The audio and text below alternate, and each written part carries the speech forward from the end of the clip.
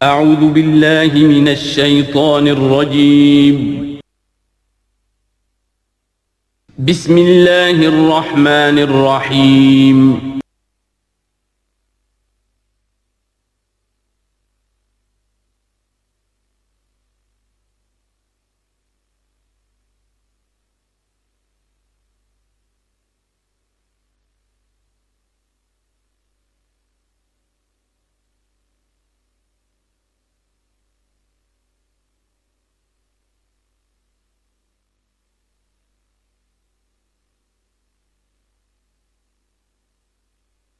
اعوذ باللہ من الشیطان الرجیم بسم اللہ الرحمن الرحیم الف لام میم ذالک الکتاب لا ریب فیہ صدق اللہ العظیم۔ الف لام میم حروف مقطعات ہیں جن کے بارے میں عرض کر چکا ہوں۔ ذالک الکتاب لا ریب فیہ، یہ وہ کتاب ہے اس میں کوئی شک نہیں۔ الکتاب اس لیے کہا گیا ہے کہ قرآن مجید کی پیشین گوئیاں اور خوشخبریاں سابقہ کتابوں میں موجود تھیں، اور چونکہ اس سورہ مبارکہ میں اصل خطاب کا رخ جو ہے وہ ہے سابقہ امت مسلمہ کی طرف، تو ذالک کتاب نہیں کہا گیا، ذالک کتاب لا ریب فیہ نہیں، ذالک الکتاب، یہ وہ کتاب ہے، کتاب موعود ہے جس کی پیشین گوئیاں تورات اور انجیل میں موجود تھیں۔ لا ریب فیہ، اس میں کوئی شک نہیں۔ حرف اورا ریب، نئے، تبدیل، نئے، یہی الفاظ آئے ہیں سورہ سجدہ کے شروع میں بھی۔ الف لام میم تنزیل الکتاب لا ریب فیہ رب العالمین، لا ریب فیہ من رب العالمین، فیہ ھدی للمتقین۔ فیہ دونوں طرف مل سکتا ہے، لا ریب فیہ اسے معانقہ کہتے ہیں۔ لا ریب فیہ پڑھیں گے تو ہدن سے شروع کر دیں گے، لا ریب پر ختم کر دیں گے تو فیہ ہدن للمتقین، یہ دونوں معنی درست ہوں گے۔ ہدن للمتقین یہ ہدایت ہے، رہنمائی ہے اہل تقویٰ میں جو بچنا چاہیں۔ تقویٰ کا اصل مفہوم سمجھ لیجئے، بقا یقین، کسی کو بچانا، تقویٰ خود بچنا۔ جن لوگوں کے اندر فطرت سلیمہ ہوتی ہے ان میں اخلاقی حس موجود ہوتی ہے، وہ بری چیز سے بچنا چاہتے ہیں، بھلی کو حاصل کرنا چاہتے ہیں، وہ لوگ ہیں کہ جو گویا کہ اس قرآن کا اصل مخاطب ہے، وہی اس سے استفادہ کر سکیں گے۔ الذین یؤمنون بالغیب، اب ان کے کچھ اوصاف، یہ اصل میں بہت زیادہ واضح ہوتا ہے تعویل خاص کے اعتبار سے کہ دیکھ لو درخت کو اپنے پھل سے پہچانتے ہیں، اس قرآن کے پھل موجود ہیں نا، یہ ابو بکر اور عمر اور عثمان اور علی کون ہیں؟ یہ جو مہاجرین آئے ہیں چل کر، مدینے والوں دیکھو یہ کون ہیں، ان کی شخصیتیں کیا ہیں، ان کا کردار کیا ہے، ان کے اوصاف کیا ہے، یہ کس درخت کے پھل ہیں، یہ اس بینہ کے پھل ہیں، یہ اس ذکرہ کے پھل ہیں۔ بینہ رسول من اللہ یتلو صحفا مطہرۃ فیہا کتب قیمہ، یہ اس شجرہ مبارکہ کے پھل ہیں، دیکھ لو ان کے کیا شب و روز ہیں۔ الذین یؤمنون بالغیب، جو غیب پر ایمان رکھتے ہیں۔ تعویل عام کے اعتبار سے اس کا بہت اہم مفہوم ہوگا، جو یہ طے کر لے کہ سوائے مادے کی دنیا کے مجھے اس سے آگے جانا ہی نہیں، unless I can verify۔ آپ کو معلوم ہے کہ میٹیریل جو حقائق ہے وہ تو آپ ویریفائی کر سکتے ہیں، آنکھ سے دیکھ سکتے ہیں، کان سے سن سکتے ہیں، ویریفائڈ ہے۔ جو یہ سمجھ لے گا کہ اس کے بیونڈ کچھ نہیں ہے، اس کے لیے قرآن میں کوئی ہدایت نہیں۔ ہدایت قرآنی کا نقطہ آغاز یہ ہے کہ انسان یہ سمجھ لے کہ جو اصل حقیقت ہے وہ مستور ہے، نگاہوں سے چھپی ہوئی ہے۔ سامنے جو کچھ نظر آ رہا ہے، ایک انگلستان کے بہت بڑے فلسفی کی کتاب کا عنوان ہے appearance and reality, reality and appearance, Bradley کی کتاب۔ اپیئرنس جو کچھ نظر آ رہا ہے یہ حقیقت نہیں، حقیقت اس کے پیچھے ہے۔ اور کنفیوشس کا ایک جملہ ہے جو بہت بڑا حکیم اور فلسفی تھا، چین کا بہت بڑا حکیم اور فلسفی، اور ہو سکتا ہے کہ نبی ہو، واللہ عالم، ہم کہہ نہیں سکتے۔ اس کی تعلیم بڑی اخلاقی تعلیم ہے، اور اس کا جملہ سنیے، یہ یؤمنون بالغیب کی اس سے زیادہ صحیح تشریح ممکن نہیں ہے۔ There are certain things, there's nothing more real than what cannot be seen. And there's nothing more certain than what cannot be heard. وہ حقائق جو آنکھوں سے نہیں دیکھے جا سکتے اور کانوں سے نہیں سنے جا سکتے، ان سے زیادہ یقینی اور واقعی حقائق اور کوئی نہیں. There's nothing more real than what cannot be seen, and there's nothing more certain than what cannot be heard. الذین یؤمنون بالغیب ویقیمون الصلاۃ، نماز قائم کرتے ہیں.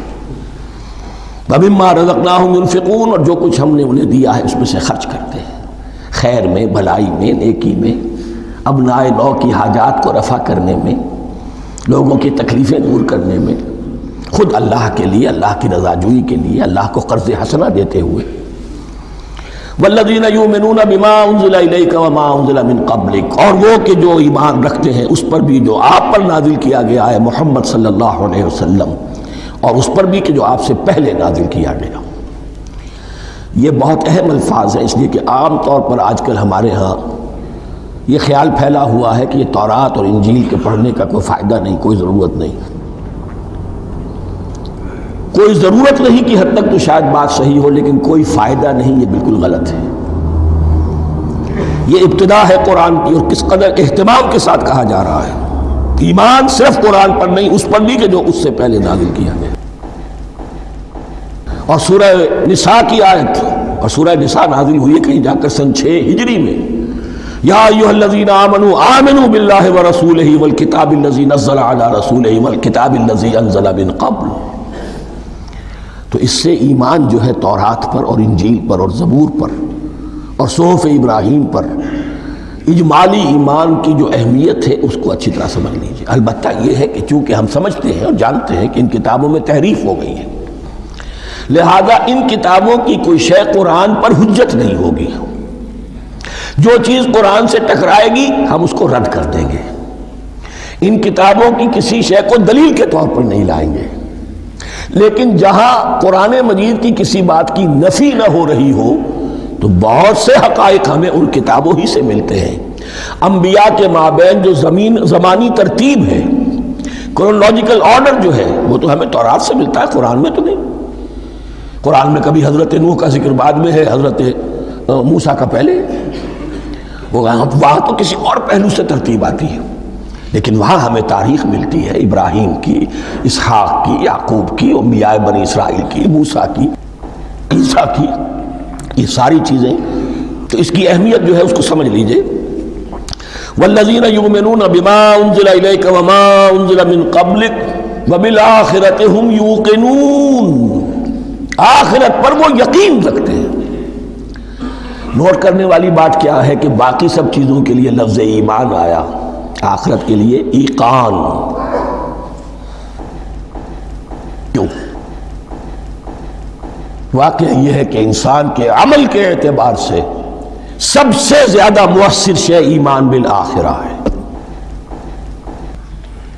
ایمان بالآخرہ ہے تو عمل سیدھا رہے گا کہ ہاں مجھے جواب دہی کرنی ہے، جانا ہے، اٹھنا ہے، اللہ کے حضور حاضری ہے. اگر یہ یقین ہے تو عمل صحیح ہوگا. اس میں کمی ہو گئی تو توحید جو ہے وہ بھی بس ایک عقیدہ، ایک ڈوگما بن کے رہ جائے گی. ایمان بالرسالت بھی بدعات کو جنم دے گا. عید میلاد نبی منا لیجئے، اور کچھ عشقیہ اشعار کہہ دیجئے، نعتیہ اشعار کہہ دیجئے، اللہ اللہ خیر صلی اللہ، یہ ایمان بالرسالت کے مظہر ہوں گے. عمل انسان کا درست ہوتا ہے آخرت کے یقین کے ساتھ. وبالآخرۃ ھم یوقنون، آخرت پر انہی کا یقین ہے، انہی کا یقین ہے. یہ حصر بھی ہے اس اعتبار سے کہ یہودی میں مدعی تھے کہ ہم آخرت پر یقین رکھتے ہیں، یہاں کنٹراسٹ دکھایا جا رہا ہے، آخرت پر یقین رکھنے والے یہ لوگ ہیں. اور تعویل خاص کے اعتبار سے وہ لوگ موجود ہیں تمہاری نگاہوں کے سامنے.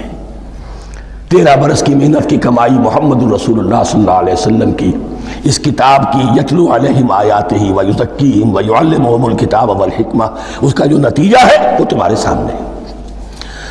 اولئک علی ھدی من ربہم، یہ وہ لوگ ہیں جو اپنے رب کی طرف سے ہدایت پر ہیں. وہ ابتدائی ہدایت بھی ان کے پاس تھی اور یہ تکمیلی ہدایت بھی، قرآن پر بھی ان کا یقین پورا ہے اور محمد کا اتباع بھی وہ کر رہے ہیں۔ وَأُولَٰئِكَ هُمُ الْمُفْلِحُونَ، اور یہی وہ لوگ ہیں جو فلاح پانے والے ہیں۔ فلاح کا لفظ بھی قرآن مجید کی بڑی اہم اصطلاح ہے، منزل مراد کو پہنچ جانا، کسی باطنی حقیقت کا عیا ہو جانا۔ اسی لیے اس پر پھر گفتگو انشاءاللہ ہوگی سورہ مومنون کے شروع میں، لیکن یہ کہ فلاح پانے والے، کامیاب ہونے والے اصل میں یہی لوگ ہیں۔ تو گویا کہ تعویل خاص میں صحابہ کرام کی طرف اشارہ ہو گیا، تعویل عام میں ہر شخص کو بتا دیا گیا اگر قرآن کی ہدایت سے مستفید ہونا ہے تو یہ اوصاف اپنے اندر پیدا کرو۔ اب دوسرا گروہ، ان الذین کفروا سواء علیہم انذرتہم ام لم تنذرہم لا یؤمنون، یقیناً جن لوگوں نے کفر کیا، اور یہاں مراد کیا ہے؟ جو کفر پر اڑ گئے ہیں۔ اس کو ہم تعویل عام میں نہیں لے سکتے، اس لیے کہ اگر تو ہم اس کو عام میں لے لیں گے تو اس کے معنی تو یہ ہوں گے جس شخص نے کسی وقت کفر کیا اب وہ ہدایت پر آ ہی نہیں سکتا۔ نہیں، یہ بات نہیں ہے۔ کوئی کفر میں ہے، وہ غالطے کی بنا پر ہے، عدم توجہی کی بنا پر ہے، حق اس پر واضح نہیں ہوا ہے اس لیے ہے، تو آپ اسے سمجھائیں گے، انذار و تبشیر سے اسے فائدہ ہو جائے گا، واعظ و نصیحت سے فائدہ ہو جائے گا۔ ایک وہ ہے کہ جو حق کو سمجھ کر، پہچان کر اور پھر اڑ گئے، ضد کی وجہ سے، ہٹ دھرمی کی وجہ سے، تعصب کی وجہ سے، تکبر کی وجہ سے، حسد کی وجہ سے۔ ان الذین کفروا، ایسے لوگوں کا معاملہ کیا ہے؟ سواء علیہم انذرتہم ام لم تنذرہم لا یؤمنون، برابر ہے ان کے لیے خواہ آپ انہیں سمجھائیں خواہ نہ سمجھائیں، ڈرائیں نہ ڈرائیں، انذار فرمائیں نہ کریں، لا یؤمنون، وہ ایمان لانے والے نہیں۔ وہی بات جو میں نے کہی تھی کہ سوتے کو جگایا جا سکتا ہے، جاگتے کو کیسے جگائیں؟ ختم اللہ علی قلوبہم وعلی سمعہم وعلی ابصارہم غشاوہ، ان کے دلوں پر اللہ نے مہر کر دی ہے۔ کیوں کر دی ہے؟ یہ ابتداءً مہر نہیں ہوئی، جب حق کو پہچان کر انہوں نے رد کر دیا، اس کی پاداش میں، اس کی سزا کے طور پر۔ ختم اللہ علی قلوبہم، اللہ نے ان کے دلوں پر مہر کر دی ہے، وعلی سمعہم، اور ان کی سماعت پر بھی، وعلی ابصارہم غشاوہ، اور ان کی آنکھوں کے سامنے پردہ پڑ چکا ہے۔ یہ مضمون سورہ یاسین کے شروع میں پھر آئے گا بہت شر و بست کے ساتھ۔ وَلَهُمْ عَذَابٌ عَظِيمٌ، اور ان کے لیے تو اب بہت بڑا عذاب ہے۔ یہ دوسرا گروہ ہو گیا، ایک رکوع میں دو کو سمیٹ لیا گیا، کل ابھی 7 آیتیں ہوئی ہیں۔ ایک وہ گروہ جس نے قرآن مجید کی دعوت سے صحیح صحیح استفادہ کیا، ان میں طلب ہدایت کا مادہ موجود تھا، ان کی فطرتیں سلیم تھیں، ان کے سامنے دعوت آئی، قبول کی، اور قرآن کے بتائے ہوئے راستے پر چلے۔ وہ گلے سرسبد ہیں، وہ شجرہ قرآنی کے نہایت مبارک اور مقدس، وہ اس کے پھل ہیں۔ ایک گروہ وہ ہے جس نے حق کو پہچانا لیکن اس کو رد کر دیا اپنے تعصب یا ہٹ درمی کی وجہ سے۔ ان کا ذکر آ گیا بہت اختصار کے ساتھ، اس لیے کہ ان کا ذکر آپ کو بہت تفصیل سے مکی صورتوں میں ملے گا۔ اب آیا تیسرا گروہ، وَمِنَ النَّاسِ، اور لوگوں میں کچھ ایسے بھی ہیں، مَن يَقُولُ آمَنَّا بِاللَّهِ وَبِالْيَوْمِ الْآخِرِ وَمَا هُم بِمُؤْمِنِينَ، جو کہتے تو یہ ہے کہ ہم ایمان رکھتے ہیں اللہ پر بھی اور یوم آخر پر بھی، مگر وہ حقیقت میں مومن نہیں ہے۔ یہاں ایک بات سمجھ لیجئے، اکثر و بیشتر مفسرین نے اس تیسری کیٹیگری کے بارے میں یہی رائے قائم کی ہے کہ یہ منافقین مذکور ہیں یہاں، اگرچہ لفظ منافق یا لفظ نفاق نہیں آیا یہاں، لیکن مولانا امیر احسن اصلاحی صاحب نے ایک رائے ظاہر کی ہے جو بڑی قیمتی ہے، وہ یہ کہ یہاں ایک کردار کا نقشہ کھینچ دیا گیا ہے۔ غور کرنے والے غور کر لیں، دیکھ لیں، جس پر بھی وہ چسپاں ہو جائے۔ اور بالفعل جب یہ آیات نازل ہو رہی تھیں تو دو طبقات پر یہ کردار نگاری جو ہے، یہ جو شخصیت کا ہیولہ کھینچا جا رہا ہے، وہ دو کے اوپر راست آ رہا تھا۔ ایک علماء یہود، وہ بھی کہتے تھے کہ ٹھیک ہے محمد جو کہہ رہے ہیں، ہم بھی اللہ کو مانتے ہیں، آخرت کو بھی مانتے ہیں، اسی لیے یہاں رسالت کا ذکر نہیں ہے۔ بھئی ہم محمد ہی کو نہیں مانتے نا صلی اللہ علیہ وسلم، باقی اگر 1.25 لاکھ نبی آئے ہیں تو باقی 1.25 لاکھ کو تو ہم مانتے ہیں۔ ایک محمد کو نہیں مانا، ایک عیسیٰ کو نہیں مانا، بس۔ تو ہمیں بھی مانا جانا چاہیے کہ ہم بھی مسلمان ہیں۔ ایک یہ ان کی رائے ہے، اور واقعہ یہ ہے کہ یہاں اس طریقے کا تذکرہ ہو رہا ہے کہ جس سے ان کا کردار بھی جھلک رہا ہے، روح سخن ان کی طرف جا رہا ہے۔ مجھے یاد ہے اپنی 10ویں جماعت کے زمانے میں دہلی میں نے دیکھا تھا کہ ناٹ سرکس، وہاں کا ایک بڑی مارکیٹ ہوتی تھی، تو جوتے کی ایک دکان پہ ایک بہت بڑا جوتا لٹکایا ہوا تھا، بہت بڑا، اور لکھا تھا free to home it fits, جس کے پاؤں میں یہ ٹھیک ٹھیک آ جائے وہ لے جائے اس کو۔ تو یہ free to home it fits ہے، ایک کردار ہے۔ اب یہ کردار جس کے اوپر بھی فٹ بیٹھ جائے، ان میں یقیناً زیادہ تو غلبہ یہی ہے جو مفسرین کی رائے ہے، منافقین کا معاملہ جو ہو رہا ہے، لیکن یہ کردار بعین نہیں فٹ بیٹھ رہا ہے یہود کے علماء پر۔ اور یہ بھی نوٹ کر لیجئے کہ جو مدینہ منورہ میں نفاق کا جو پودا پروان چڑھا ہے، بلکہ پودا نہیں کہنا چاہیے، جھاڑ جھکاڑ جو پروان چڑھا ہے، وہ یہودیوں کے زیر اثر، جیسے جنگل کے اندر بڑے بڑے درخت بھی ہوتے ہیں اور اندر جو ہے نیچے جھاڑیاں بھی ہوتی ہیں، تو یہ نفاق کا جھاڑ جھکاڑ جو ہے وہ یہودی علماء کا جو پودا تھا اور بہت بڑا تھا، اس میں کوئی شک نہیں، اس کے سائے میں پروان چڑھا ہے۔ ان دونوں میں معنوی ربط بھی ہے۔ وَمِنَ النَّاسِ مَن يَقُولُ آمَنَّا بِاللَّهِ وَبِالْيَوْمِ الْآخِرِ وَمَا هُمْ بِمُؤْمِنِينَ، اور لوگوں میں سے کچھ ایسے بھی ہیں جو کہتے تو یہ ہے کہ ہم ایمان رکھتے ہیں اللہ پر اور یوم آخر پر، لیکن وہ مومن نہیں ہیں۔ يُخَادِعُونَ اللَّهَ وَالَّذِينَ آمَنُوا وَمَا يَخْدَعُونَ إِلَّا أَنفُسَهُمْ، وہ دھوکہ دینے کی کوشش کر رہے ہیں اللہ کو اور اہل ایمان کو۔ دیکھیں یخادعون جو ہے یہ باب مفعلہ ہے، باب مفعلہ میں کشمکش ہوتی ہے، کشاکش ہوتی ہے، لہذا ترجمہ میں نے کیا کوشش کر رہے ہیں۔ وما یخدعون الا انفسهم، یہ ثلاثی مجرد میں آ گیا، اور نہیں دھوکہ دے رہے مگر صرف اپنے آپ کو۔ یہ یقینی ہے اپنے آپ کو تو دھوکہ دے رہے ہو، لیکن یہ کہ اللہ اور اس کے رسول کو اور اللہ اور اہل ایمان کو دھوکہ نہیں دے سکتے۔ سورہ نساء کی آیت نمبر 142 میں یہ کھل کر منافقین کے بارے میں یہی الفاظ آئے ہیں، ان المنافقین یخادعون اللہ وہو خادعہم، یقیناً منافقین جو ہے وہ اللہ کو دھوکہ دینے کی کوشش کر رہے ہیں اور اللہ انہیں دھوکہ دے رہا ہے۔ وما یشعرون، انہیں اس کا شعور نہیں ہے۔ یہ بہت اچھی طرح نوٹ کر لیجئے، منافقین کی بھی اکثریت وہ تھی جنہیں اپنے نفاق کا شعور نہیں تھا، وہ اپنے تئیں سمجھتے تھے اپنے آپ کو مسلمان، وہ کہتے تھے یہ بے وقوف لوگ ہیں، محمد رسول اللہ کے بارے میں کہتے تھے یہ خام خواہ جو ہے انہوں نے لڑائی بھڑائی مول لے لی ہے اہل مکہ کے ساتھ، کیا ضرورت ہے، امن کے ساتھ جو ہے بات کرنی چاہیے۔ وہ سمجھتے تھے کہ ہم خیر خواہ ہیں، ہم بھلی بات کہہ رہے ہیں، یہ بے وقوف لوگ ہیں، دیکھتے نہیں کہ کس سے ٹکرا رہے ہیں، ہاتھ میں اسلحہ نہیں ہے اور لڑائی کے لیے جا رہے ہیں، تو بے وقوف تو یہ ہے۔ لیکن وہ سمجھتے تھے کہ ہم تو بڑے مخلص ہیں، ہم مصلح ہیں، تو ما یشعرون بہت ضروری ہے۔ بعض لوگ منافق ایسے بھی تھے کہ جو اسلام میں داخل ہی ہوتے تھے دھوکہ دینے کی خاطر، اور ان پہ پہلے دن سے واضح ہوتا تھا کہ ہم مسلمان نہیں ہیں، ہم نے اسلام کا لبادہ اوڑھا ہے صرف دھوکے کے لیے۔ اس کا ایک ذکر سورہ آل عمران میں آئے گا، لیکن اکثر و بیشتر منافقین دوسری طرح کے تھے جنہیں اپنے نفاق کا شعور حاصل نہیں تھا۔ فی قلوبہم مرض، ان کے دلوں میں ایک روگ ہے، بیماری ہے۔ یہ روگ اور بیماری کیا ہے؟ ایک لفظ میں اس کو تعبیر کیا جائے، کردار کی کمزوری، ویکنس آف کیریکٹر۔ ایک شخص وہ ہوتا ہے کہ جو سمجھتا ہے یہ حق ہے، حق سے باد آباد، اب جو ہو سو ہو۔ ایک حق کو حق پہچان کر رد کر دیتا ہے، وہ کافر ہو گیا۔ ایک حق کو حق پہچان کر آیا تو صحیح، لیکن ویکنس آف کیریکٹر کی وجہ سے قوت ارادی کمزور ہے، آخرت بھی چاہتے ہیں، دنیا کو بھی ہاتھ سے دینے کو تیار نہیں، یہاں کا بھی کوئی نقصان نہ ہو اور آخرت کا بھی سارا بھلا میں مل جائے۔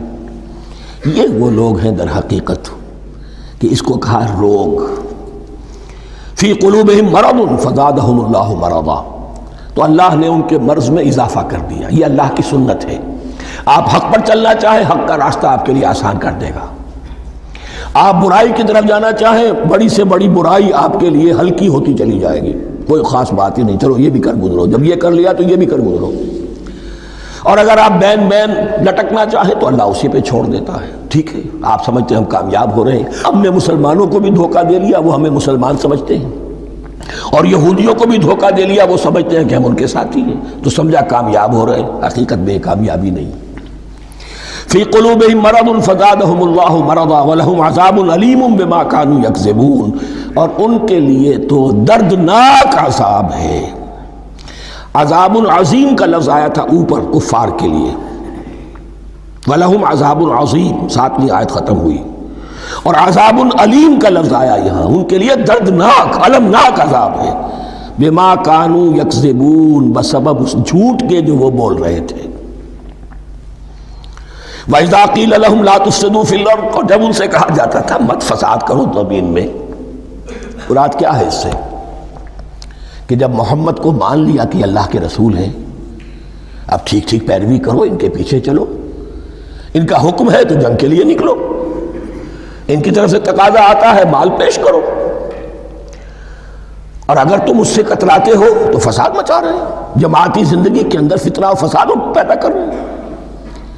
وَإِذَا قِيلَ لَهُمْ لَا تُفْسِدُوا فِي الْأَرْضِ قَالُوا إِنَّمَا نَحْنُ مُصْلِحُونَ، وہ کہتے تھے نہیں ہم تو صلح کرانے والے ہیں، اصلاح کرنے والے ہیں، ہم چاہتے ہیں لڑنا بھیڑنا کوئی اچھی بات نہیں ہے، ٹکراؤ تصادم یہ کوئی اچھے کام تھوڑا ہی ہے، بس ٹھنڈے ٹھنڈے دعوت دیتے رہو، جو چاہے قبول کر لے، جو چاہے رد کر دے، خام خواہ یہ ٹکرانا اور یہ جنگ کرنا اور اللہ کے دین کو غالب کرنے کے لیے یہ قربانی دو اور یہ مصیبت جھیلو اور یہ مشقت برداشت کرو اور یہ چیز چھوڑو اور یہ ترک کرو، یہ کاہے کے لیے؟ وَإِذَا قِيلَ لَهُمْ لَا تُفْسِدُوا فِي الْأَرْضِ قَالُوا إِنَّمَا نَحْنُ مُصْلِحُونَ أَلَا إِنَّهُمْ هُمُ الْمُفْسِدُونَ وَلَكِنْ لَا يَشْعُرُونَ، آگاہ ہو جاؤ کہ وہی ہے مفسد، فساد پھیلانے والے، اس لیے کہ محمد رسول اللہ کی دعوت ہے زمین میں اصلاح کے لیے، اس اصلاح کے لیے کچھ آپریشن کرنا پڑے گا، مریض اس درجے کو پہنچ چکا ہے کہ آپریشن کے بغیر اس کی شفا نہیں ہوگی، اب اگر تم اس کے راستے میں رکاوٹ بنتے ہو تو در حقیقت تم فساد مچا رہے ہو، لیکن تمہیں اس کا شعور نہیں ہے۔ الا انہم ہم المفسدون ولکن لا یشعرون، پھر دیکھیے نوٹ کیجئے، شعور نہیں ہے، شعوری نفاق اور شے ہے، غیر شعوری نفاق ہے کہ جس کا یہ سارا تذکرہ ہو رہا ہے۔ وَإِذَا قِيلَ لَهُمْ آمِنُوا كَمَا آمَنَ النَّاسُ، اور جب ان سے کہا جاتا ہے ایمان لاؤ جیسے دوسرے لوگ ایمان لائے ہیں، آخر دیکھو دوسرے یہ اہل ایمان ہیں، جب بلاوا آتا ہے فوراً لبیک حاضر ہوتے، جو بھی ہو، یہ تم جو ہے آخر تم نے اور روش اختیار کی۔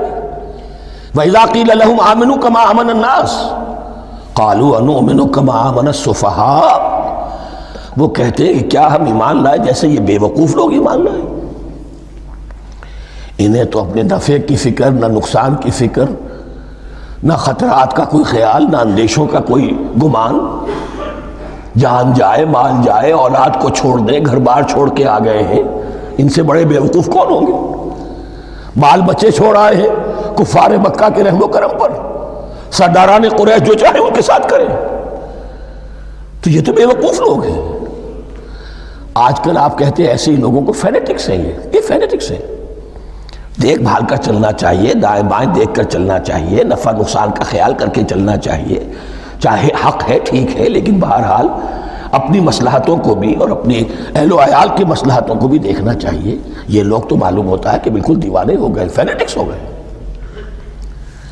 وَإِذَا قِيلَ لَهُمْ آمِنُوا كَمَا آمَنَ النَّاسُ قَالُوا أَنُؤْمِنُ كَمَا آمَنَ السُّفَهَاءُ أَلَا إِنَّهُمْ هُمُ السُّفَهَاءُ وَلَكِنْ لَا يَعْلَمُونَ، آگاہ ہو جاؤ کہ وہی بے وقوف ہیں لیکن انہیں علم نہیں ہے، وہ صادق الایمان جو ایمان کی ہر تقاضے کو پورا کرنے کے لیے ہر وقت حاضر ہیں، ان سے بڑا عقل مند کوئی نہیں، ان سے بڑا سمجھدار کوئی نہیں، انہوں نے یہ جان لیا ہے کہ اصل زندگی آخرت کی زندگی ہے، یہ نہیں ہے، یہ تو عارضی ہے، کل نہیں آج ختم ہو جائے، آج نہیں ابھی ختم ہو جائے، کیا فرق پڑے گا، جانا تو ہے، اب نہیں تو کل، کل نہیں تو پرسوں، جانا تو ہے، تو عقل تو ان کے اندر ہے۔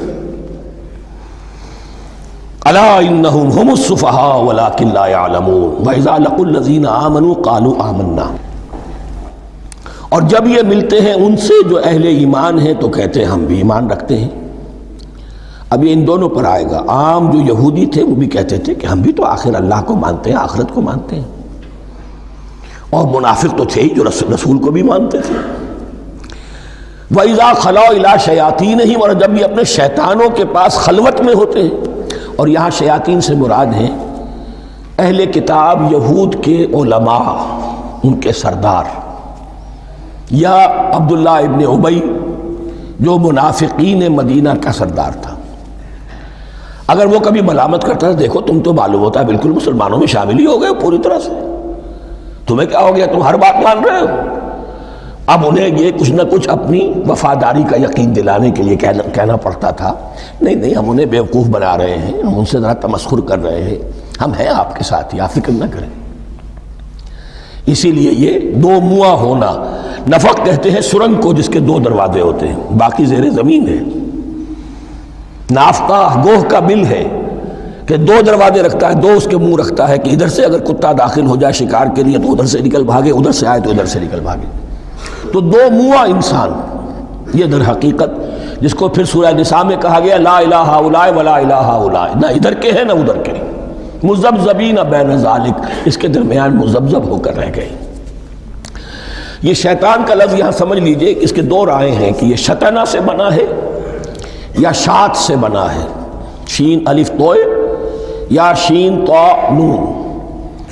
شطنہ کے معنی تباعدا، کو بہت دور ہو گیا، دور ہو گیا. شیطان سے مراد جو اللہ کی رحمت سے بہت دور ہو گیا. اور شاتا یشیتو کے معنی ہے احترق غضبا وحسدا، کوئی شخص غصے اور حسد کے اندر جل رہا ہو، وہ شاتا یشیتو ہے. اس سے فعلان کے وزن پر، رحمان کے وزن پر، غضبان کے وزن پر شیطان، یعنی وہ کہ جو حسد اور غضب کی آگ میں جل رہا ہے.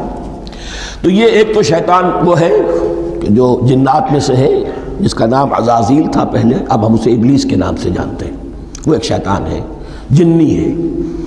پھر یہ کہ جو بھی اس کے پیروکار ہیں دنیا میں انسانوں میں سے ہوں یا جنات میں سے ہوں، وہ بھی شیاطین ہیں. اسی طرح اہل کفر، اہل زیغ کے جو بڑے بڑے سردار ہوتے ہیں ان کو بھی شیطان سے تعبیر کیا گیا.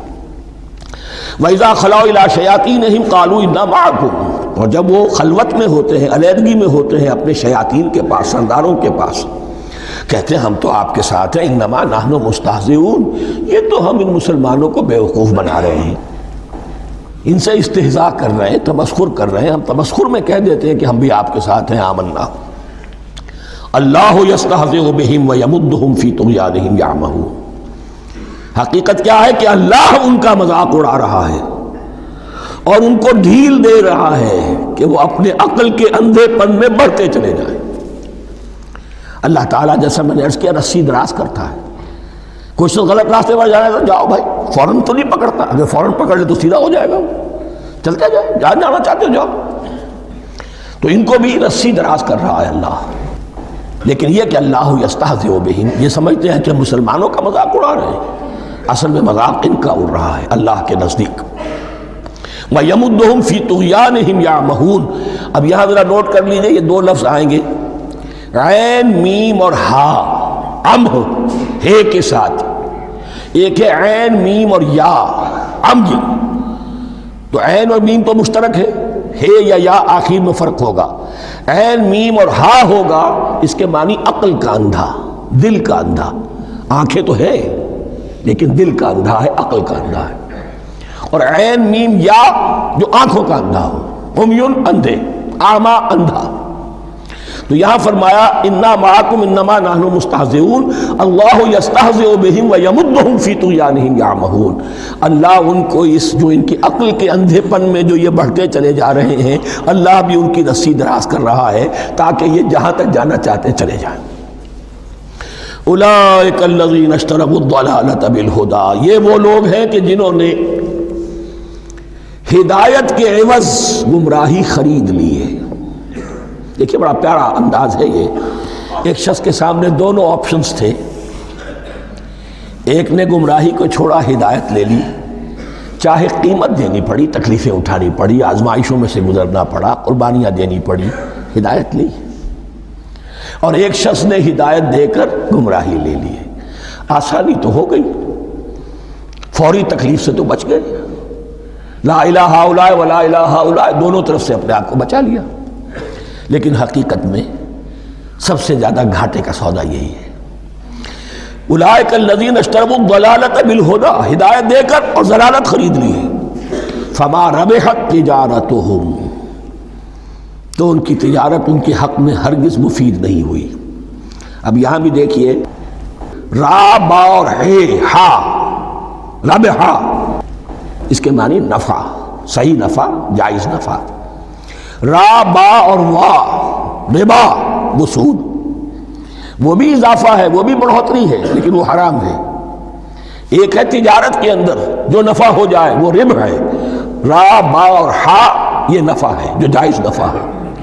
را با اور وا، ربا، یہ کیا ہے؟ یہ سود ہے، یہ حرام ہے۔ را اور با مشترک ہے، آگے ہا، آگے اور با، اس کا فرق ہے۔ فما ربحت تجارتہم وما کانوا مہتدین، ان کی تجارت ان کے حق میں ہرگز مفید نہیں ہوئی اور نہیں ہے اب یہ ہدایت پانے والے۔ مثلہم، اب یہاں دو تمثیلیں آ رہی ہیں بڑی پیاری۔ پہلی تمثیل ہے کفار کے بارے میں، دوسری تمثیل ہے یہ بین والے لوگوں کے بارے میں۔ پہلوں کے لیے کیا تمثیل ہے؟ مثلہم کمثل الذی استوقد نارا، ان کی مثال اس شخص کی سی ہے جس نے آگ روشن کی۔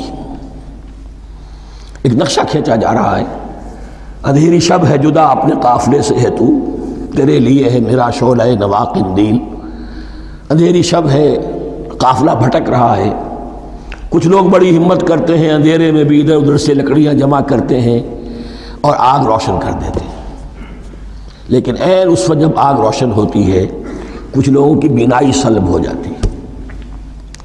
پہلے وہ اندھیرے میں اس لیے تھے کہ روشنی نہیں تھی، اب وہ اندھیرے کے اندھیرے میں رہ گئے کہ روشنی تو خارج میں آ گئی، اپنی اندر کی روشنی گل ہو گئی، بصارت سلب ہو گئی۔ یہ مثال ہے ان کفار کی کہ حضور کی آمد سے پہلے سب بھٹک رہے تھے، کوئی حقیقت واضح نہیں تھی، قافلہ انسانیت بھٹک رہا تھا اندھیری شب میں۔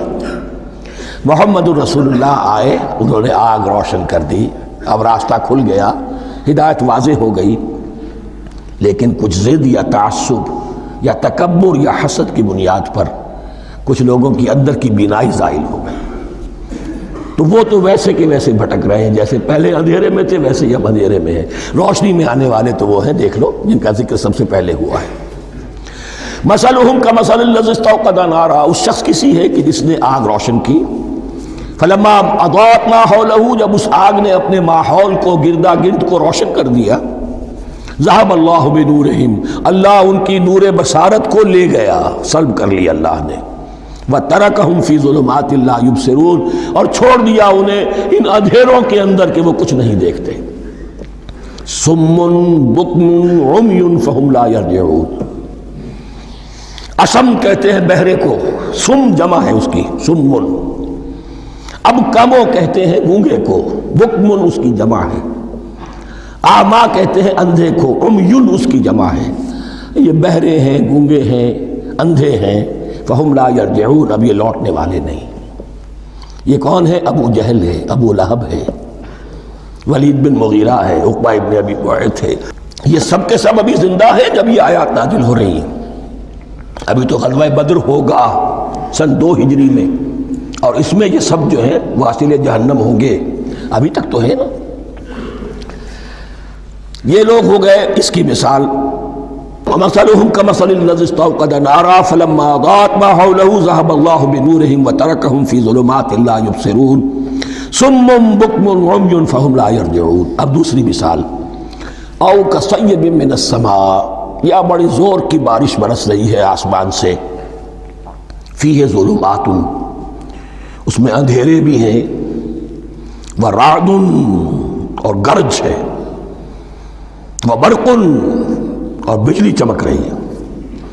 یجعلون اصابعهم فی اذانهم من الصواعق حذر الموت، کچھ لوگ ہیں کہ جو اپنی انگلیاں اپنے کانوں کے اندر ٹھوسے ہوئے ہیں کہ وہ جو کڑک ہے اس سے ان کی جانیں نہ نکل جائیں، موت نہ آ جائے۔ کڑکا ایسا ہے کہ اس کڑکے سے بچنے کے لیے اپنی انگلیاں اپنی کانوں میں ٹھوس رکھی، حذر الموت، موت کے خوف سے۔ واللہ محیط بالکافرین، اللہ ایسے کافروں کا احاطہ کیے ہوئے ہے، بچ کر کہاں جائیں گے۔ یکاد البرق یخطف ابصارہم، قریب ہے کہ بجلی ان کی نگاہوں کو لے جائے، ان کی بینائی کو سلب کر لے۔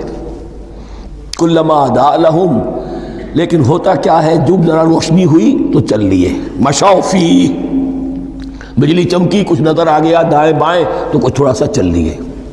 وَإِذَا أَظْلَمَ عَلَيْهِمْ، اور جب تاریکی ان پر طاری ہو گئی، قاموا، کھڑے کے کھڑے رہ گئے۔ یہ نقشہ ہے ان کا کہ ایک طرف بارش ہو رہی ہے، قرآن مجید ہے، آسمان سے نازل ہو رہا ہے، یہ ماہ مبارکہ ہے، یہ کتاب مبارکن ہے، لیکن یہ کہ اس کے ساتھ کڑکے ہیں، گرج ہے، کفر سے مقابلہ ہے، کفر کی طرف سے دھمکیاں ہیں، اندیشے ہیں، خطرات ہیں، امتحانات ہیں، آزمائشیں ہیں۔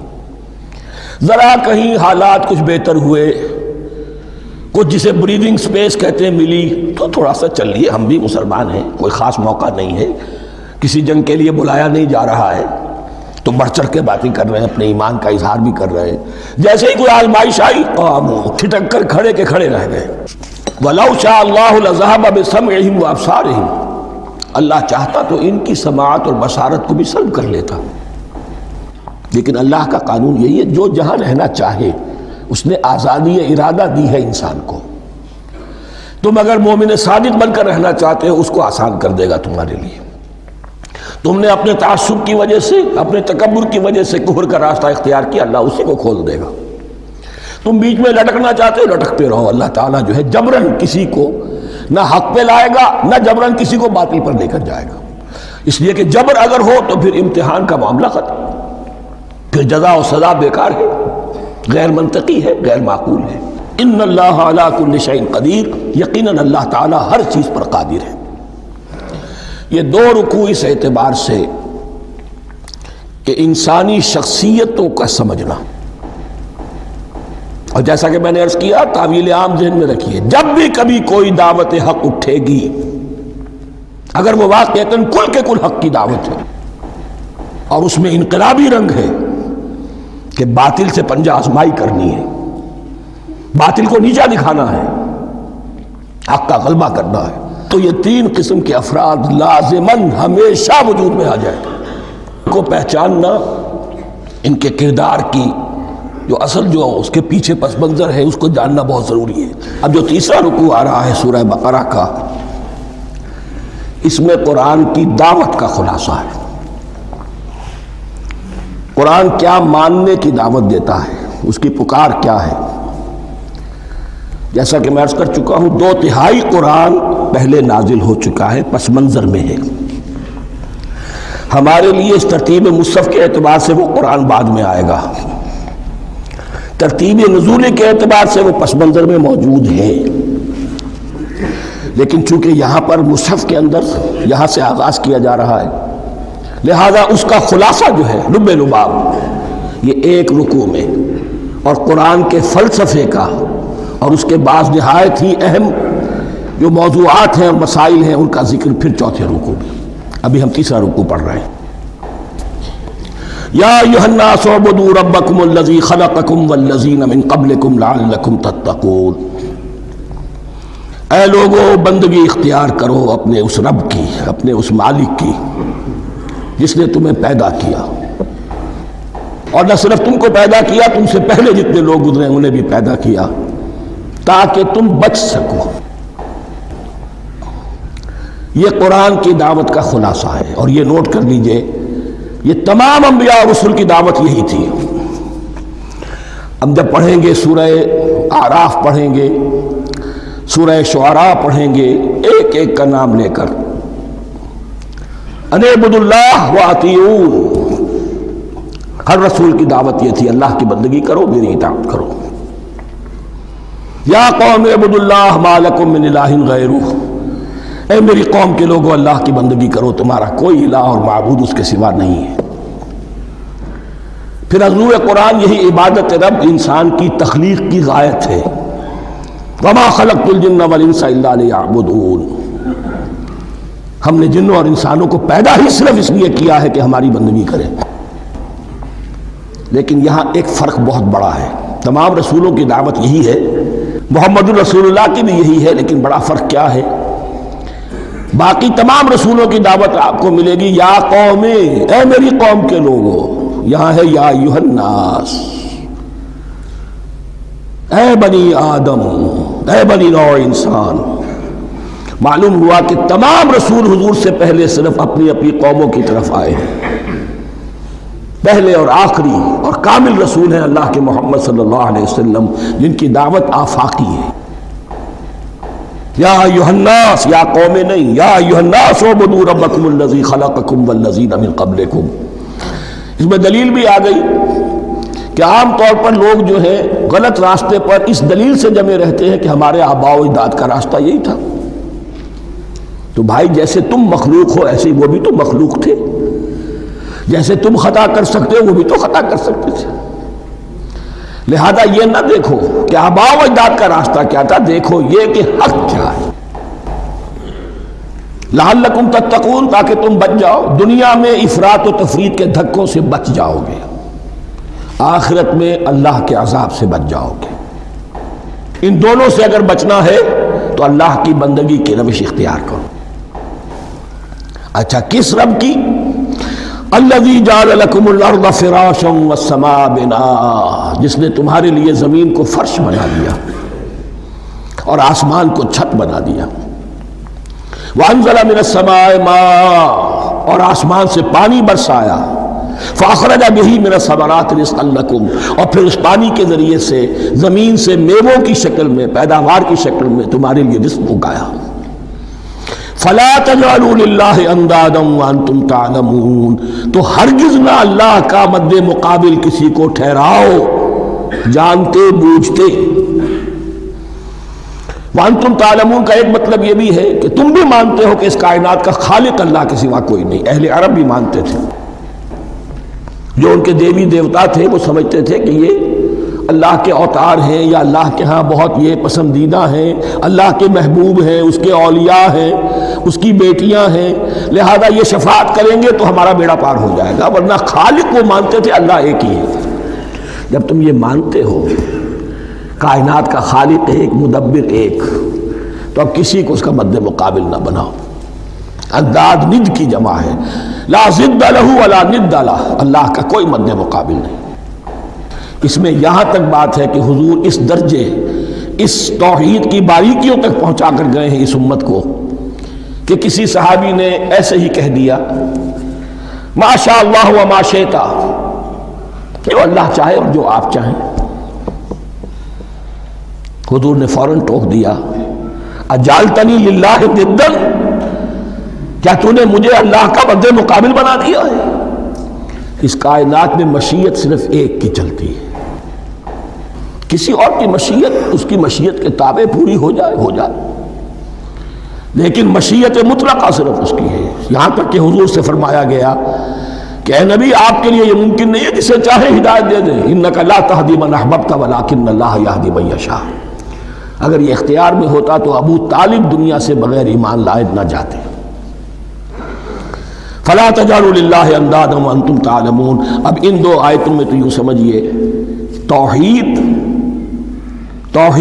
نظری بھی اور توحید عملی بھی۔ توحید عملی کیا ہے؟ بندگی صرف اسی کی ہو۔ اب آیا ہے رسالت کا معاملہ، وَإِن كُنتُمْ فِي رَيْبٍ مِّمَّا نَزَّلْنَا عَلَىٰ عَبْدِنَا، اگر تمہیں رسالت محمدی پر شک ہے صلی اللہ علیہ وسلم، اس کے کیا معنی ہے؟ کہ تمہیں اس قرآن کے بارے میں شک ہے جو ہم نے اپنے بندے پر نازل کیا ہے۔ اگر ہے شک فی الواقع، وَإِن كُنتُمْ فِي رَيْبٍ، اگر تمہیں واقعتاً شک ہے مما نزلنا علی عبدنا، اس پر جو ہم نے اپنے بندے پر نازل فرمایا ہے، فاتو بسورۃ من مثلہ، تو لے آؤ اس جیسی ایک ہی صورت۔ یہ ہم کل پوری تفصیل سے دیکھ چکے ہیں کہ برسبیل تنزل یہاں پہنچے ہیں. پہلے 2 آیتیں میں نے آپ کو سنائی تھی، اس میں پورے قرآن کی مثال لانے کا چیلنج کیا گیا. پھر ایک آیت سنائی جس میں 10 صورتیں ہی لے آؤ. اب آخری درجے میں ایک صورت ہی بنا لا، اور ایک صورت تو سورۃ العصر کے مساوی بھی ہو سکتی تھی، سورۃ الکوثر کے مساوی بھی ہو سکتی تھی. وَادْعُوا شُهَدَاءَكُم مِّن دُونِ اللَّهِ إِن كُنتُمْ صَادِقِينَ، اور بلا لو اپنے سارے مددگاروں کو اللہ کے سوا، جن ہو انس ہو. اس لیے کہ قریش کا خیال یہ تھا کہ جو شعراء ہوتے ہیں ان کے پاس جن ہوتے ہیں، وہ جن انہیں سکھاتے ہیں، ورنہ عام آدمی تو یہ شعر نہیں کہہ سکتا. تو تمہارا اگر کوئی گمان ہے کوئی جنات سکھانے والے ہیں، کوئی انسان ہے، خطیب ہے، شعراء ہے، ادیب، سب کو جمع کر. ان کنتم صادقین. اب یہ ہے بہت ہی، جس کو میں نے کل کہا تھا، آپ کو یاد ہوگا، قرآن کا انداز کیا ہوتا ہے کہ وہ اپنے اندر جھانکنے کی دعوت دیتا ہے. یہ گویا کہ آنکھوں میں آنکھیں ڈال کر یہ کہا جا رہا ہے کہ حقیقت میں تمہیں کوئی شک نہیں ہے، یہ تم بات بنا رہے ہو صرف. اگر واقعتاً شک ہے تو آؤ میدان. حقیقت یہ ہے کہ تمہیں شک نہیں ہے. اگر تم سچے ہو فاتو بصورت من مثلی، تو اس جیسی ایک ہی صورت بنا لاؤ. فَإِن لَمْ تَفْعَلُوا، اب ذرا انداز دیکھیے تحدی کا اور چیلنج کا. پھر اگر تم یہ نہ کر پاؤ، وَلَن تَفْعَلُوا، اور ہرگز نہیں کر سکو گے. یہ چیلنج کون دے سکتا ہے؟ اللہ کے سوا کوئی نہیں دے سکتا. یہ انداز کسی کتاب کا نہیں ہے. ذَلِكَ الْكِتَابُ لَا رَيْبَ فِيهِ، یہ کسی کا نہیں ہے. فَإِن لَمْ تَفْعَلُوا وَلَن تَفْعَلُوا، پھر اگر تم نہ کر پاؤ اور تم ہرگز نہیں کر پاؤ گے، فَاتَّقُوا النَّارَ الَّتِي وَقُودُهَا النَّاسُ وَالْحِجَارَةُ، تو ڈرو اس آگ سے جس کا ایندھن بنیں گے انسان اور پتھر. اعدت للکافرین، کافروں کے لیے تیار کر لی گئی ہے، بھڑکا دی گئی ہے. پتھروں کا ذکر خاص طور پر کیوں ہے؟ 2 اس کے امکانات ہیں. آپ کو معلوم ہے کہ وہ جو پتھر کا کوئلہ ہوتا ہے اس کی آگ بڑی سخت ہوتی تھی، عام جو ہمارا یہ لکڑی کا کوئلہ ہوتا ہے اس کے مقابلے میں. اور دوسرے یہ بھی کہ چونکہ انہوں نے جو معبود تراش رکھے تھے وہ پتھر کے ہوتے تھے، تمہارے ساتھ ہی تمہارے ان معبودوں کو بھی جھونکا جائے گا اور وہ بھی جلیں گے، تاکہ تمہاری حسرت کے اندر اضافہ ہو. ان سے ہم دعائیں مانگا کرتے تھے، ان کے سامنے ماتھے ٹیکتے تھے، ان کے سامنے ڈنڈوت کرتے تھے، ان کو چڑھاوے چڑھاتے تھے. اب یہاں گویا کہ ایمان باللہ، توحید، ایمان بالرسالت اور ایمان بالآخرت. فاتقوا النار التي وقودها الناس والحجارة اعدت للكافرين وبشر الذين آمنوا وعملوا الصالحات، اور بشارت دے دیجئے اے نبی ان لوگوں کو کہ جو ایمان لائے اور جنہوں نے نیک عمل کیے، ان لهم جنات تجری من تحتها الانہار، کہ ان کے لیے وہ باغات ہیں کہ جن کے دامن میں ندیاں بہتی ہوں گی. لفظی ترجمہ ہوگا جن کے نیچے ندیاں بہتی ہوں گی.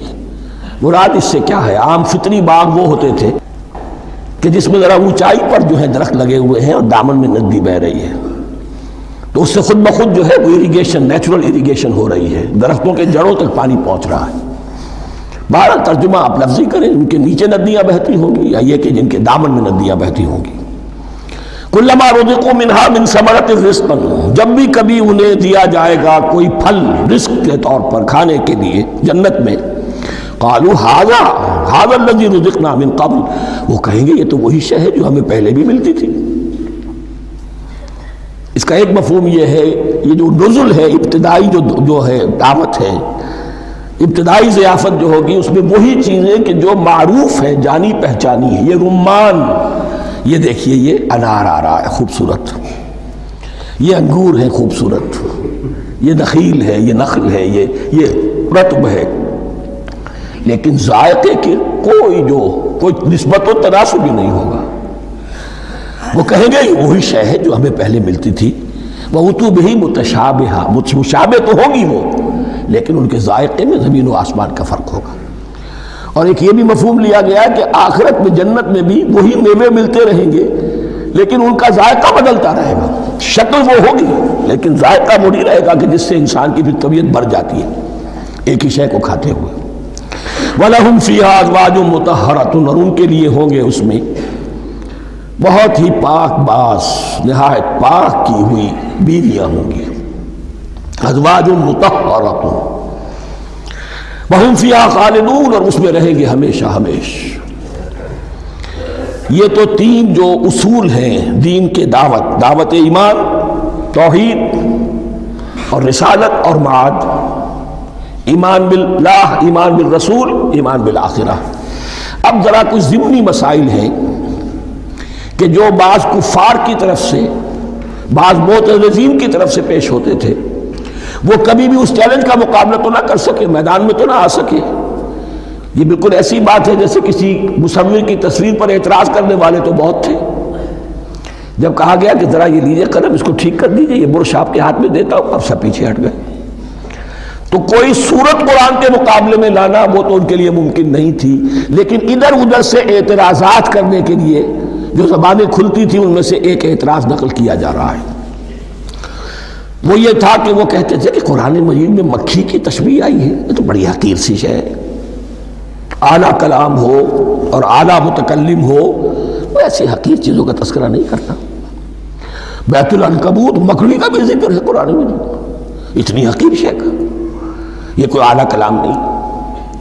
اس کا جواب دیا جا رہا ہے کہ اصل میں کہیں تشبیہ بیان کرنی ہے، تمثیل بیان کرنی ہے، تو دیکھنا یہ کہ جس شے کے لیے تشبیہ دی جا رہی ہے اس کی مناسبت والی شے ہو.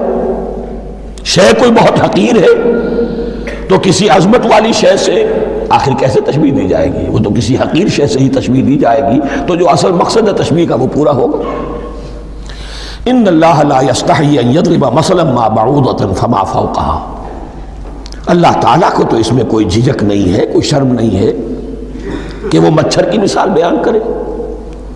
تو اس سے اوپر، اب یا فوقها میں دونوں معنی ہو جائیں گے، یعنی کمتر اور حقیر ہونے میں اس سے بھی بڑھ کر، یا یہ کہ اس سے اوپر کی کوئی شے اس کی مثال دینے میں اللہ کو کوئی جھجک نہیں. اس لیے کہ مکھی بھی بہرحال مچھر سے تو ذرا بڑی شے ہے.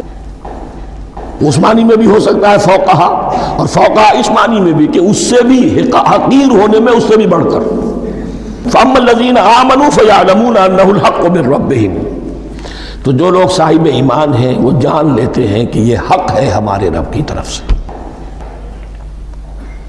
وَأَمَّا الَّذِينَ كَفَرُوا، اور جنہوں نے کفر کیا ہے، فَيَقُولُونَ مَاذَا أَرَادَ اللَّهُ بِهَذَا مَثَلًا، یہ کیا مثال اللہ نے دی، کیا ارادہ ہوا اللہ کا اس مثال کے ذریعے سے. ناک بہت چڑھا رہے ہیں، اعتراض کر رہے ہیں.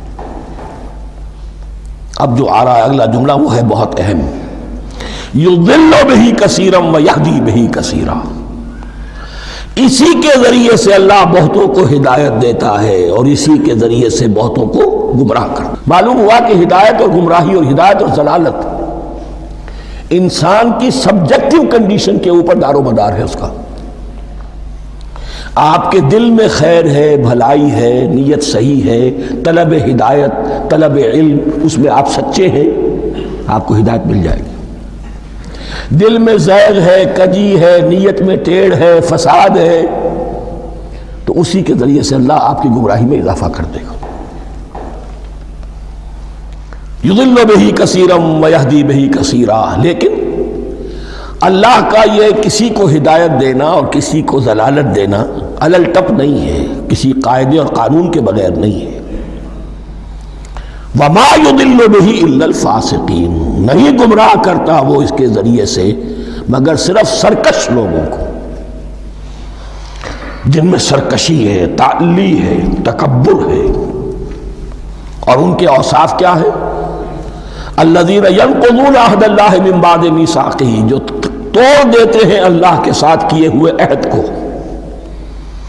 اور سب سے بڑا عہد یہ سورہ اعراف میں چل کر آئے گا، عہد الست. عالم ارواح میں ہم عہد الست کر کے آئے. الست بربکم قالوا بلا، کیا میں ہی نہیں ہوں تمہارا رب؟ تمام ارواح نے، میں بھی تھا، آپ بھی تھے، سب تھے، کل انسان، جتنے انسان دنیا میں آج تک آ چکے ہیں وہ بھی تھے، اور جو آنے ہیں ابھی قیامت تک وہ بھی تھے، لیکن تھے صرف ارواح کی شکل میں، جسم نہیں تھے. اور یہ میں آپ کو بتا چکا ہوں، مکمل وجود ہے انسان کا روحانی وجود. اولاً تخلیق اس کی ہوئی تھی، اسی سے آگے چل کر ایک بہت فلسفے کا بہت گہرا مضمون آ رہا ہے آگے چل کر. وہ جو عہد الست بربکم قالوا بلا، انہوں نے اس عہد کو توڑا، اللہ کو اپنا مالک اور خالق اور اپنا حاکم جاننے کی بجائے خود حاکم بن کر بیٹھ گئے. الیس لی ملک مصر، کیا مصر کی بادشاہی میری نہیں ہے؟ I am the sovereign. We are sovereign. Popular sovereignty. بغاوت، سرکشی، فاسق. وما يضل به الا الفاسقين الذين ينقضون عهد الله من بعد ميثاقه ويقطعون ما امر الله به ان يوصل، اور کاٹتے ہیں وہ چیز جسے اللہ نے جوڑنے کا حکم دیا ہے. اللہ نے صلہ رحمی کا حکم دیا ہے، یہ قطع رحمی کرتے ہیں. مال کی طلب میں بھائی بھائی کو ختم کرتا ہے، اس کے مال کو ہتھیانے کے لیے، اپنی ذاتی اغراض کے لیے تمام اخلاقی حدود جو ہے انسان پس و پیش ڈال دیتا ہے. اپنا تکبر، اپنے لیے تعلی. الذین، آپ دیکھیے نوٹ کیجئے، اس میں ہماری شریعت کا فلسفہ یہ ہے، ایک تعلق ہے اللہ کا بندے کے ساتھ، حقوق اللہ، ایک ہے بندوں کا بندوں کے ساتھ، حقوق العباد.